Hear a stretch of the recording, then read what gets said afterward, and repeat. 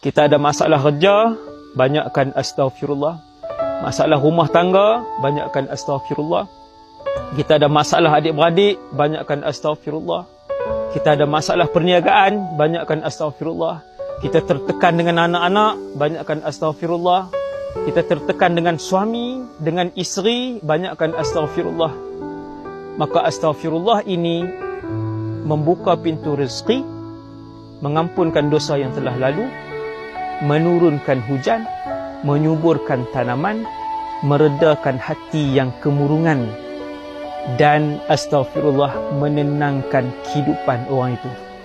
Beramallah dengan raja zikir ini tuan-tuan, insya-Allah seperti mana Allah menjamin, Nabi menjamin, saya juga berkata dengan pasti insya-Allah zikir ini akan mengeluarkan tuan-tuan daripada 1001 permasalahan yang sedang dan akan kita hadapi.